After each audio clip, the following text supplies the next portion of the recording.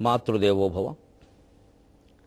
ముడిలో కూర్చునియుండ నీవు మమతాయోగము బాటించి ప్రేముడిమై దేహమునెల్ల తాకునప్పుడు ఏమో గాఢ సంరక్షలో గుడిలో దీపము ఓలెనుంటిని ఇప్పుడీ క్రూర ప్రపంచంబులో అడుగుల్ మోపుటకే భయం బగునే.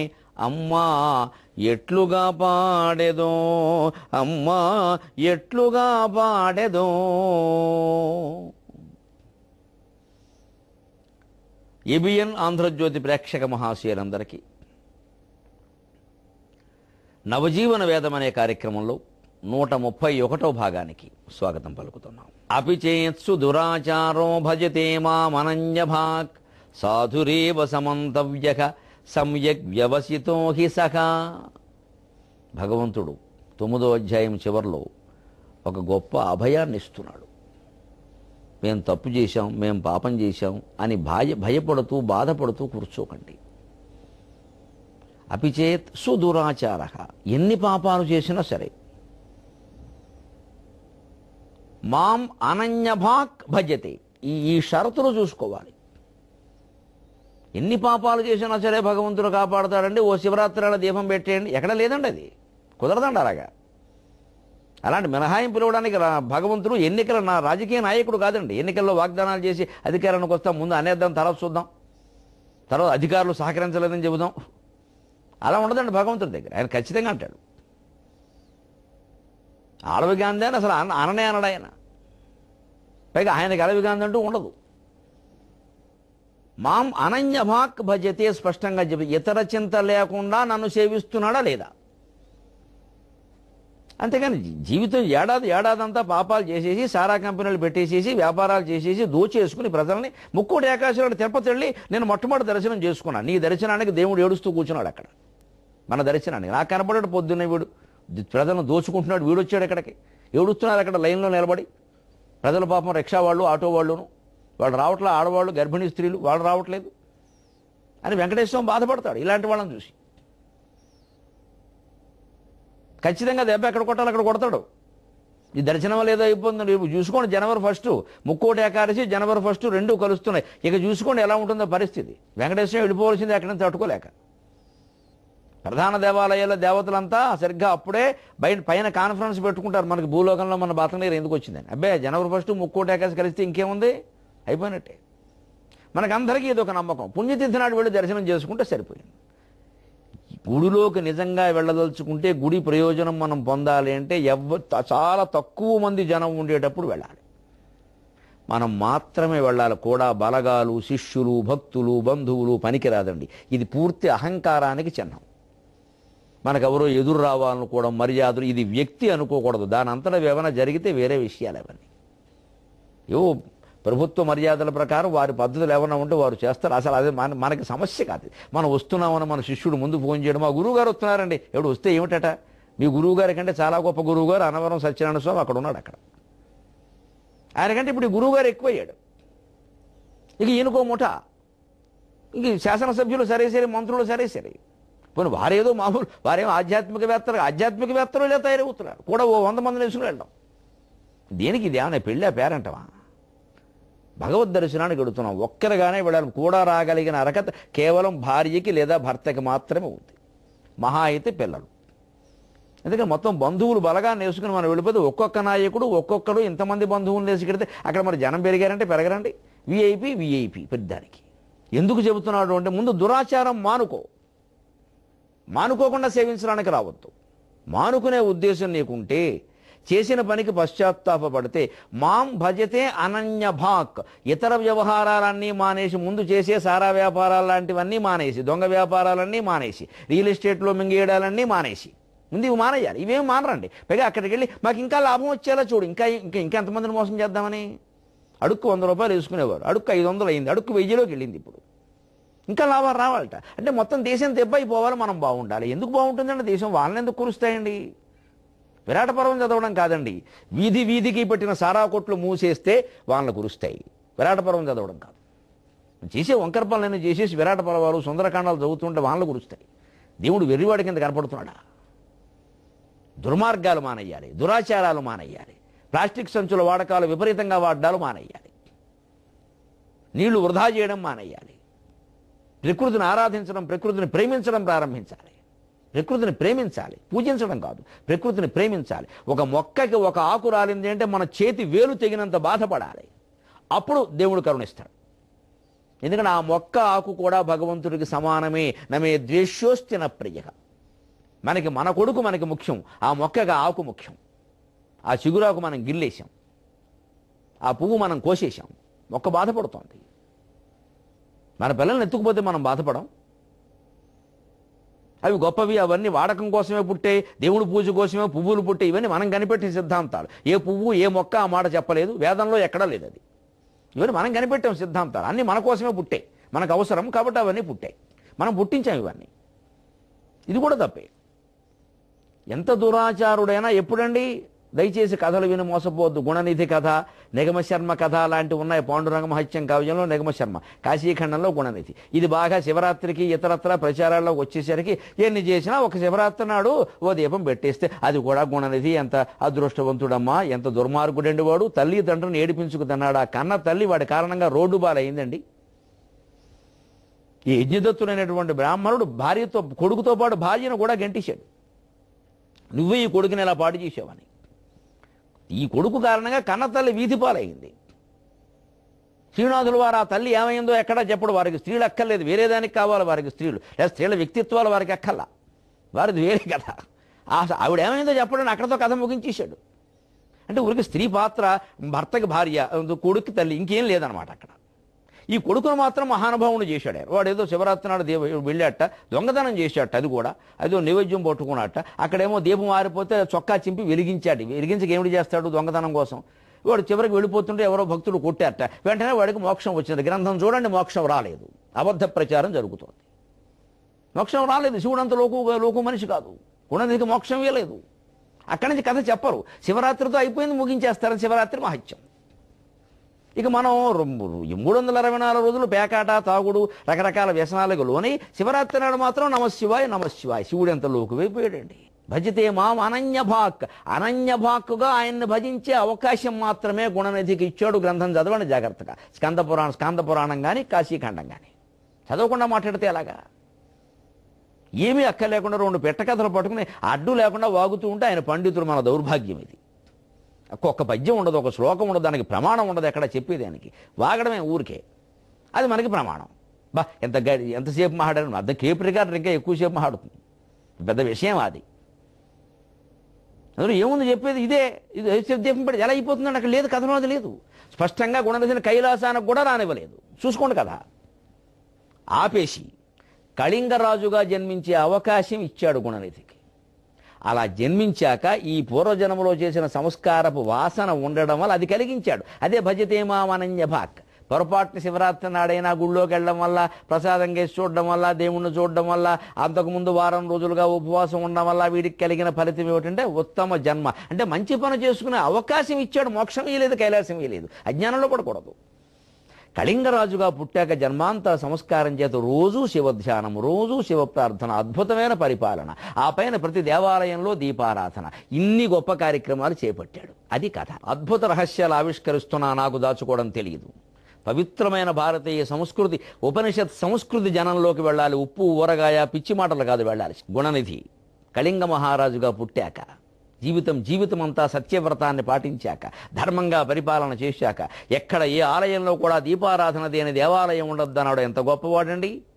ఆ పుణ్యం కారణంగా ఆయన తరువాత జన్మలో కుబేరుడయ్యాడు. అది కూడా పూర్తిగా అవ్వలేదు. ఎలా అయ్యాడండి? కాశీకి వచ్చి 10,000 ఏళ్ళు తపస్సు చేశాడు. అవిముక్తంబున యాజ్ఞదత్తి పద్యం ప్రమాణం కాశీఖండంలో శ్రీనాథుల వారు రాసింది. అవిముక్తంబున యాజ్ఞదత్తి శివు నీహారాద్రిరకన్యకాధవునిన్ తప్పక గొంచుచుండే. అవిముక్తంబున యాజ్ఞదత్తి శివు నీహారాద్రిరకన్యకాధవునిన్ తప్పక గొంచుచుండే. నిమేష క్రియా వ్యవహార స్పృహలేని నేత్రముల అయుతాబ్దంబుల్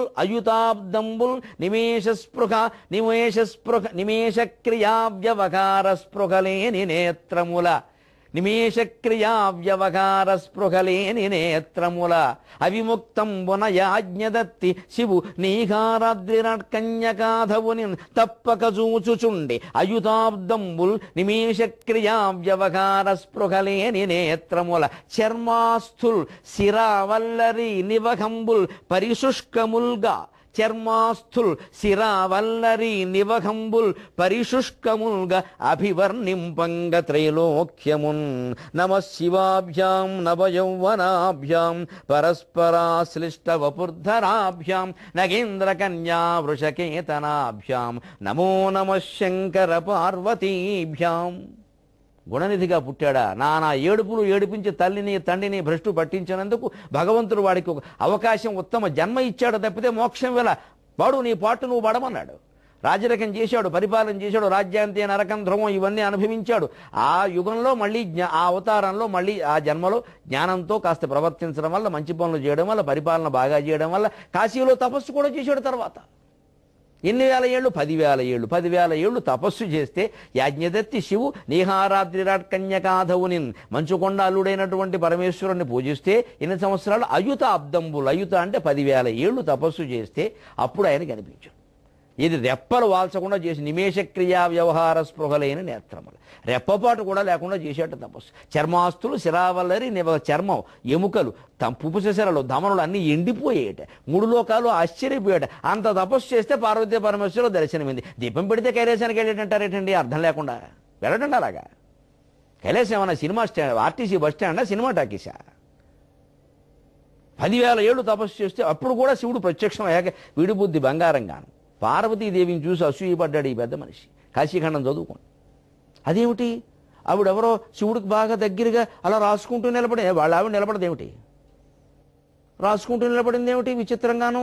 అదేమిటి? నాకంటే గొప్ప భక్తురాలా? అసలు నాకంటే గొప్ప భక్తులు ఉంటారా? అంటే ఇంత తపస్సు చేసినా ఈ పెద్ద మనిషికి అహంకారం పోలా.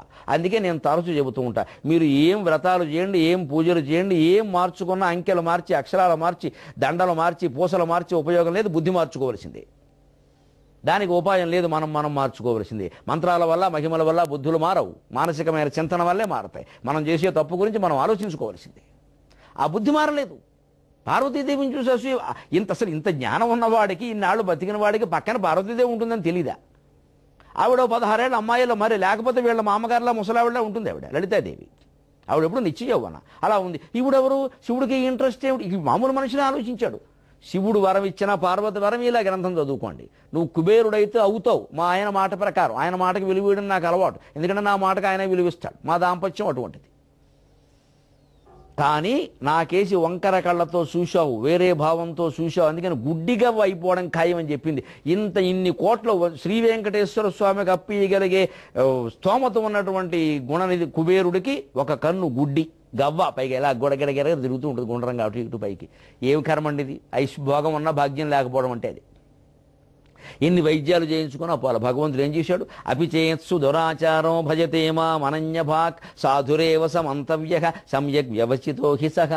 ఆయన్ని సాధువే అని అనుకుంటాను నేను, ఎందుకంటే మనస్సు మారింది కాబట్టి. అక్కడి నుంచి బాగుంటే చాలు. అంటే అక్కడి నుంచి బాగుపడే అవకాశం కూడా నిధికి ఇచ్చాడు తప్ప ఒక్క శివరాత్రి దీపంతోనో, పాండురంగ క్షేత్రాల దగ్గరికి వెళ్ళి అరవడంతోనో మోక్షాలు రావండి. ఈ కథలు ఒకదాన్ని బట్టి ఒకటి బాగా లోకంలో ఎందుకు ప్రచారం అవుతాయంటే, శివభక్తి ఇలా శివరాత్రి నాడు దీపం పెట్టగానే వాడు కైలాసానికి వెళ్ళేటన్నా విష్ణు భక్తులు కంగారు పడిపోతారు. ఇప్పుడు మన దేవుడికి డిమాండ్ తగ్గిపోతుందేమో, అందుకని మనం ఒక కథ రాసేద్దాం, అంతకంటే ప్రశ్నలు చేసేద్దాం. వాడికి గుండెదికి ఒక్క పేకాటే ఉంది. నిగమశర్మకి తాగుడు, స్త్రీ వ్యసనం అన్నీ పెట్టారు. అయినా సరే ఇంకా ఆయన దీపం కూడా పెట్టలా. ఆ క్షేత్రం దగ్గరికి వెళ్ళి ఊరికే ఓ అరుపరిచేట, వెంటనే మోక్షం ఎలా వచ్చేస్తుందండి? అంత తేలిగ్గా ఉందా మోక్షం అంటే? మినపరొట్టా? అలా రాదండి ఖచ్చితంగా. అది రావాలి అంటే మన పాటలు మనం పడాల్సిందే. ఎలా పడాలండి? ఖచ్చితంగా భవకే నిను సేవింపగా ఆపదల్బడమని నిత్యోత్సవం బబ్బని జనమాతృండనని మహాత్ముడనని సంసారమోహంబు పైకొనని జ్ఞానముగల్గని గ్రహగతుల్ కుందింపని మేలు వచ్చిన రాని అవి నాకు భూషణములో శ్రీకాళహస్తీశ్వర అంటున్నాడు ధూర్జటి. అంత అనన్య భాక్ అంటే అర్థం అది. దానికి అనుబంధమైన పద్యం ఇది. పుస్తకాలు పెట్టి చూస్తున్న వాళ్ళు ఎవరైనా ఉంటే కంగారు పడకండి, మధ్యలో పద్యాలు తర్వాత వస్తాయి. దానికి అనుబంధం ఇది కాబట్టి ఎంచుకున్నాను అంతే. అవసరమైన పద్యాలు అన్నీ వస్తాయి, ఏది వదిలిపెట్ట. నేను సేవింపగ ఆపదల్బడమని. భగవంతుని సేవించడం ధ్యానం చేయడం మొదలు పెడితే ఆపదలు వస్తే రాని. నిత్యోత్సవం బబ్బని, రోజు వైభవం పట్టినా మంచిదే, శుభాశుభాలు రెండు సమానం. జనమాతృండనని, మహాత్ముడనని, నన్ను అల్పుల్లో అల్పుడు సామాన్యుల్లో సామాన్యుడు అనుకున్నా పర్వాలేదు. తిరుపతి దర్శనానికి నేను వెడితే శ్రీ వెంకటేశ్వర స్వామిని చూడ్డానుకున్న ధర్మదర్శనం క్యూలో 6 మైళ్ళ వెనకాల నేను నిలబడినా నష్టమేం లేదు. నేను వీఐపీ అని చెప్పుకుని ముందు వెళ్ళి 300 టికెట్ కొని ఈవో గారిని పట్టుకుని ముందుకు వెళ్లాల్సిన అవసరం నాకు లేదు. అవసరం కాదు, నిజం చెప్పాలంటే కర్మ నాకు లేదు, కర్మ. ఎందుకని 6 మైళ్ళ వెనకాల ఉంటే 6 మైళ్ళు కూడా గోవిందా గోవిందా గోవిందా అనొచ్చు. ఆ సామాన్య భక్తులు ఎంత అదృష్టవంతులండి. వీఐపీగా పడ్డం దురదృష్టం. మనం అనుకోకపోయినా ఎవడో చూస్తాడు, అబ్బే మీరు ఇక్కడున్నారా ఏమిటండి అంటాడు. మనం ఉండనివ్వడు, లాక్కెళ్ళిపోతాడు. 300 టికెట్ వాడే కొంటాడు. తీసుకెళ్ళి అరగంటలో దర్శనం చేసి తీసుకొస్తాడు. ఇది మనకి పెద్ద కర్మ. ఎందుకంటే 6 గంటలు క్యూలో నిలబడి భగవంతుణ్ణి ధ్యానిస్తాం మనం. అరగంట నుంచి బయటకు వచ్చేకేమైంది? కాఫీ హోటలు, టిఫిను, సాంబార్, ఇడ్లీయే. ఇంకేముంది? ఎక్కువసేపు నిలబడ్డామంటే ఎక్కువసేపు ధ్యానం చేసే అవకాశం దొరికిందని భావించాలి. కానీ అసలు ముందుకెళ్ళే ప్రయత్నం ఎందుకండి మనకి? ఎంత అందరూ ఇలాగే కొట్టుకోవడం వల్ల ఎలా అయిపోతున్నాయి పుణ్యక్షేత్రాలన్నీ ఆలోచించద్దా? ఎవరైనా ఈ ఈవో కాదు, దేవుడు స్వయంగా ఈవోగా, విశ్వక్సేనుడు స్వయంగా వచ్చి ఈవో పదవి సేకరించిన ఏమైనా చేయగలడా? మన ఆలోచనలో మార్పు రావాలి. కానీ అంచేత జనమాతృండను సామాన్యుడు అనుకొని ఎవరు గుర్తుపట్టకపోయినా ఇబ్బంది లేదు. మహాత్ముడనని ఒకవేళ ఎవరన్నా చూసిన వాళ్ళు అయ్యా మీరండి అలాగా అయ్యి బాబు బలివారండి అన్న మంచిది, సంతోషం, అన్ని భగవంతుడికే. కొందరు మీరు చెప్పేది మాకు నచ్చలేదు, మంచిది, అది కూడా భగవంతుడికే. వాడు చూసుకుంటాడు. నన్ను మారుస్తాడో నిన్ను మారుస్తాడో ఆయన తెలుసుకుంటాడు. అందుకని మనం చెప్పే విధానం మార్చాం. ఎందుకంటే మనకు ఉద్యమం ఇది ఉపన్యాసం కాదు, ఇది ఉద్యమం. దాని లెక్క దానికి ఉంటుంది. దాని ద్వారా జరుగుతున్నాయి. నాకు మరింత ఆనందంగా ఉంది, మరింత ఉత్తేజంగా ఉంది. ఇది ఖచ్చితమైన మార్పు కోసం జరుగుతున్న తప్ప కాలక్షేపం కోసం జరిగే ప్రసంగం కాదు ఇది. ఏదో అందులో ముంచేసాం, తేల్చేసాం, మరో లోకంలోకి తీసుకెళ్ళా. అసలు మరో లోకంలోకి తీసుకెడితే ఉపన్యాసం కాదు, గుర్తుపెట్టుకోండి. ఈ లోకంలో ఉన్న సమస్యల్ని పరిష్కరించేది ఉపన్యాసం. అందుకని మరో లోకంలోకి తీసుకెళ్ళడం ఏంటండి? కాస్త పుచ్చుకుంటే కూడా మరో లోకానికి పోతాం. దీనికి పురాణం అక్కర్లేదు, క్షమింతురుగా. నిను సేవింపగా ఆపదల్బడమని, నిత్యోత్సవం బబ్బని, జనమాతృండనని, మహాత్ముడనని, సంసారమోహంబు పైకొనని, జ్ఞానముగల్గని, గ్రహగతుల్ కుందింపని, మేలు వచ్చిన రాణి, అవి నాకు భూషణములో శ్రీకాళహస్తీశ్వర. జనమాతృండనని, మహాత్ముడనని, నన్ను సామాన్యుడు అనుకున్నా ఇబ్బంది లేదు. ఎవ్వరూ గుర్తుపట్టి నాకు ప్రత్యేక ప్రాధాన్యాలు ఇవ్వకపోతే నాకు నష్టం ఏం లేదు. నేను నా మనసులో శివుడు ఉన్నాడు. మహాత్ముడనని ఒకవేళ వారు ఏదైనా అనుకుని చేస్తే అవి శివుడికే అర్పితం. మళ్ళీ దాని గురించి ఆలోచించం. సంసార మోహంబు పైకొనని, ఎంత జ్ఞానము కలిగినానమ్మా, ఎంత పండితుడైనా, ఎంత వేదాంతి అయినా, మీరు అనుకుంటున్న ఎంత గొప్ప తత్వవేత్త అయినా కన్నీరు పెట్టని క్షణం జీవితంలో ఉంటుందా? కన్నీరు పెట్టలే జీవితంలో అన్నవాడు ఒక శ్రీకృష్ణ పరమాత్మ తప్ప మరొకడు కనపడతాడా? అంత జ్ఞానులం కాదు కదా మనం. ఇప్పుడు తలడిల్లిపోతాం. సంసార మోహంబు పైకొనని, భార్య గురించో, భర్త గురించో, పిల్లల గురించో, వాళ్ళ ప్రమాదాల గురించో, వాళ్ళ చదువుల గురించో, వాళ్ళ ప్రవర్తన గురించో, లేదా వాళ్ళ పెళ్లిళ్ల గురించో కన్నీరు పెట్టని ఉంటుందా పరిస్థితి? ఎవరికైనా ఉంటుందా అలాగా? అంచేది అలా సంసార మోహము పైకొనని. ఒకవేళ ఆ మోహంలో పడి నేను కొట్టుకున్న మంచిదే, నమశివాయం అనకూడదు. జ్ఞానము గల్గని, ఒక మహాజ్ఞానిలా ఉండి ఎవ్వరికీ అందనంత అతీతంగా మనం ఉండొచ్చు కూడా జీవితంలో. అందరూ ఈయన తలడిల్లిపోయి ఉంటారు బహుశా అన్నప్పుడు మనం తలడిల్లకుండా ఉండొచ్చు, ఏం పర్వాలేదు. నా తల్లి పోయినప్పుడు చాలామంది అనుకున్నారు అభిమానులు, పాప అవి బాబోయ్ ఈయన కింద పడిపోయి ఉంటారు, మీద పడిపోయి ఉంటారు, అసలు ప్రాణం ఉంది, అంత వ్యవహారం వెళ్ళి 92 ఏళ్ళు ఆవిడ వయసు. నాకు జ్ఞానం ఉంది. నా తల్లి నన్ను ఏడవమని చెప్పాలా, నా కర్తవ్యాలు చేయమని చెప్పింది. కానీ లోకం ఎలాంటిది అంటే ఏడిస్తే అది గొప్ప ప్రేమ, ఏడుపు లేకపోతే ప్రేమ లేనట్టు ఉండదు. అలాగా జ్ఞాని అయినవాడు ఏడవడు. అలా అవసరం, మన కర్తవ్యం ఏదో మనం చేస్తాం హాయిగా. నేను 11 రోజుల కర్మకాండలో 34 పద్యాలు చెప్పుకుంటూ చేశాను. నేను నా అనుభూతి నాది. ఇప్పుడు నిజం ఆవిడ ఇంకో 100 ఏళ్ళు బతుకుతుంది, ఆవిడకి ఇబ్బంది, అది మనకు కాదు, ఆవిడకి కూడా ఇబ్బంది. అంటే ఇది ఎవరో పోయినప్పుడు ఏడవడాలు, తలడెళ్ళిపోవడాలు అది గొప్ప విషయం అనుకోవడం చాలా తప్పండి. దేనికి చెలించని వాడే గొప్పవాడు. అది మొండితనంతో చెలించకపోవడం కాదు, జ్ఞానంతో జరగాలి. అది మళ్ళీ మొండితనం మూర్ఖత్వంతో కాదు. నేనేం జరిగినా పట్టించుకోవాలి, అది మూర్ఖత్వం. అది జ్ఞానం వేరు. జ్ఞానం అయినవాడు ఎప్పుడు తన కర్తవ్యం తాను చేస్తాడు, ఇంక విషయాలు పట్టించుకోడు, వదిలేస్తాడు అక్కడ. అంచేతను జ్ఞానము కలగని జ్ఞానము కలిగిన నేను సంసార వ్యామోహంలో ఎప్పుడు ఒక్కోసారి దుఃఖించవచ్చు, ఒక్కోసారి విపరీతంగా ఆనందించవచ్చు. అప్పుడు నా మనస్సులో నమశివాయ మానకూడదు, జ్ఞానిగా ఉన్నా అంతే. అలాగే గ్రహగతులు కుందింపని మేలు వచ్చిన రాని, ఒక్కోసారి గ్రహస్థితి పక్కదారి పడుతుంది. సహజమమ్మా, ఉన్నవి 9 గ్రహాలు అటు ఇటు తిరుగుతూ ఉంటాయి. వాటి మధ్యలో ఈ భూమి తిరుగుతోంది. ఈ భూమి మీద మనం ఉన్నాం. మనం కూడా గ్రహాలు, భూమి అన్నీ ఏ పంచభూతాలతో తయారయ్యాయో, ఈ భూమి, నేల, నిప్పు, గాలి అంటే వాటితోనే మనం తయారై. అందుకే గ్రహాల ప్రభావం మన మీద ఉంటుంది. ఇప్పుడు చెట్టు ప్రభావం కొమ్మ మీద ఉండదు, కొమ్మ ప్రభావం ఆకు మీద ఉండదు, ఆకు ప్రభావం పక్కన ఉన్న పువ్వు మీద ఉండదు. అలాగే గ్రహాల ప్రభావం మన మీద ఉంటుంది. జ్యోతిష్ శాస్త్రం పక్కా నిజం, అందులో సందేహం లేదు. కానీ దాన్ని తెలుసుకుని మనం అవగాహన చేసుకుని ఆ ధాటికి తట్టుకోవాలి తప్ప దాన్ని మారుద్దామని ప్రయత్నం ఏంటండి, పిచ్చి మాట. గాలి బాగా వీస్తుంది, మంచిది, కిటికీ మూసుకో. అంతేగాని గాలి వీయడానికి వీలు లేదు, చెయ్యి అడ్డం పెడదాం అంటే చెయ్యి తెగిపోతుంది. ఇదే పిచ్చి మాట. జ్యోతిష్ శాస్త్రాన్ని అడ్డుకునే ప్రయత్నం చేయొద్దు, చాలా తప్పు. దానివల్ల మనం రక్షించుకోవచ్చు, ఉంది. దాని నివారణోపాయాలు చెబుతారు శాస్త్రవేత్తలు. అది మన రక్షణ. కొంత ఏమిటి, బాగా గాలి వీస్తుంటే కిటికీ వేసి అయినా గాలి ఆగదు, వచ్చేస్తుంది. కానీ కొంత తగ్గుతుంది. మన ఇల్లు పడిపోకుండా లోపల మనకి ఇబ్బంది లేకుండా బాగా చలి ఇస్తుంది, ఓ రగ్గు కప్పుకో. అంతేగాని చలి వీయకుండా ఏదైనా వ్రతం ఉందా, నిశ్చలి వ్రతం, ఆ మాటే తప్పు ఉండదు. అలాగే జ్యోతిష్య జాతకం ప్రకారం జరగవలసిన వాటిని తప్పించుకునే ప్రయత్నం చేయడం మూర్ఖత్వం. ఒకవేళ ఏ కారణం వల్లైనా ఇప్పుడు తప్పినా ఇంకోసారి తప్పదు. అది మనం అనుభవించాల్సింది అనుభవించి తీరాలి. నహి కల్పకోటి శతైరపి అనాభుక్తం క్షీయతే కర్మ, రామాయణంలో చెప్పిన మాట. చేసిన కర్మ అనుభవించకుండా 1,000,000 కల్పాలకు కూడా పోదు. ఎన్ని పరిహారాలు వెతికినా ఒకటే. నవగ్రహాల్ని నూనెతో నింపడం వల్ల ఆలయాలు పాడైపోవడం తప్పితే మన గ్రహస్థితి మారదు. ఇది అనవసర ప్రక్రియ. ఈ గ్రహాలన్నిటికీ అధిపతి శివుడు, పరమేశ్వరుడు. ఆయన ఆరాధిస్తున్నాం మనం, అంతకంటే ఇంకేం కావాలి మనకి. అందుకని గ్రహగతులు కుందింపని మేలు వచ్చిన రాని. మీరు వారం వారం కొన్ని పత్రికల్లో వస్తూ ఉంటాయి వారఫలాలు, అవి కూడా చూడండి. ఒక వారం ఒకలా ఉంటే ఇంకో వారం కొంచెం మారుతుంది. వారు కూడా చాలా తెలివిగాను ఒక మానసికమైన కష్టం వస్తుంది, బంధువులతో కలహం వచ్చే అవకాశం, ఒక శుభవార్త వింటారు, ఇలా కొంచెం అటు ఇటు కాకుండా రాస్తారు. వారు తెలివైన వారు, ఏదో జరిగిందనుకునేలాగా. అలాగే ఒక 3 నెలలు కాగానే ఏదో మారుతుంది, మళ్ళీ మారుతుంది. ఇవన్నీ మనం లెక్కలో పెట్టు కూర్చున్న జీవితాన్ని గడపలేము. అందుకని అసలు చూడడమే అనవసరం. మనస్సులో నమశివాయ నమశివాయ నమశివాయ మానకుండా ఉంటే ఏం జరిగినా పర్వాలేదు. నిను సేవింపగా ఆపదల్బొడమని నిత్యోత్సవం బబ్బని జనమాతృండనని మహాత్ముడనని సంసారమోహంబు పైకొనని జ్ఞానము గల్గని గ్రహగతులను కుందింపని మేలు వచ్చిన రాని అవి నాకు భూషణములో శ్రీకాళహస్తీశ్వర. జ్ఞానం వచ్చినా సరే అజ్ఞానంలో పడిపోయినా సరే ఎందుకంటున్నానంటే నిరంతరం మనస్సులో నామస్మరణ చేసేవాడు ఒకవేళ వ్యసనాలకి లోనైనా, చాపల్యాలకి లోనైనా, తప్పు పని చేసినా దానివల్ల వాడికి ప్రమాదం లేకుండా భగవంతుడు చూసుకుంటాడు. ఎందుకంటే ఆయన స్మరిస్తున్నాడు. ఆయన ఇదేదో అవకాశం ఇవ్వడం కాదు. మనస్సులో నిరంతరం స్మరిస్తున్నామంటే అక్కడ దేవుడు ఉంటాడు. దేవుడు ఉన్న చోట ఇవేమీ ప్రభావం చూపించే పరిస్థితి రాదు, చూపించే అవకాశం ఉండదు.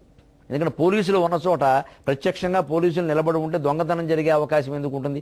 దొంగలే అక్కడి నుంచి పారిపోతారు. భగవంతుడు జగద్రక్షకుడు. మామూలు రక్షక భటుడికే అంత శక్తి ఉంటే జగద్రక్షకుడు భగవంతుడు. ఆయన ఉన్న చోట తప్పు జరిగే అవకాశం లేదు. ఒకవేళ ఈ జ్ఞానైన వాడు ఏదో 1-2 పొరపాట్లు చాపల్యం వల్ల బుద్ధిమాంద్యం వల్ల చేసినా వెంటనే తెలుసుకుంటాడు, దాని నుంచి బయటపడతాడు. మరి బయటపడినప్పటికీ చేసినవి ఏమవుతాయండి? దానివల్ల ఈయనకి ఇబ్బంది లేకుండా ఆయన చూసుకుంటాడు. ఈయన చుట్టూ ఒక కవచం కప్పేస్తాడు. అందువల్ల చెబుతున్నాడు చాలా స్పష్టంగా. అది మనం నిరంతరం చేయవలసింది. ఆపదల్ బొడమని నిత్యోత్సవం బబ్బని జనమాతృండనని మహాత్ముడనని సంసారమోహంబు పైకొనని జ్ఞానము గలగని గ్రహగతులు కుందింపని మేలు వచ్చిన రాని. గ్రహస్థితి వక్రించినా సరే ఒకవేళ మనం మంచి మార్గాలు అబ్బో వచ్చేదేశండి మీకు 4 ఏళ్ళు చూసుకోవాల్సిన పని లేదని కానీ గర్వించకూడదు. మళ్ళీ పని లేదన్నారు కదా అని అడ్డమైన వ్యాపారంలో చేసేయకూడదు. మనం ఏ వ్యాపారంలో ఉన్నామో కాస్త దాంట్లో కావాలంటే ఇంకో కొత్త విభాగం ప్రారంభించవచ్చు. ఎందుకంటే గ్రహస్థితి అనుకూలంగా ఉంది కాబట్టి కొంచెం కొత్త విభాగం ప్రారంభిస్తే అది కూడా దాంతోపాటు ఉంటుంది. అలాంటి ప్రయత్నం చేయాలి కానీ గ్రహస్థితిని తప్పించుకునే ప్రయత్నం చేయకల భగవద్భక్తుడైన వాడెవరు మనస్సులో నిరంతరం స్మరిస్తూ ఉంటే ఈ తప్పించుకునే ప్రయత్నమే చేయడు. మనం అలా తప్పించుకునే ప్రయత్నాలు మానేసి హాయిగా భగవన్నామస్మరణతో జీవితాన్ని పునీతం చేసుకుందాం. మరొక అద్భుతమైనటువంటి భగవద్గీత శ్లోకంతో, మరొక మంచి కాళహస్తీశ్వర శతక పద్యంతో మళ్ళీ 23:30 గంటల్లో మనం కలుద్దాం. అంతవరకు తెలుగులో మాట్లాడదాం.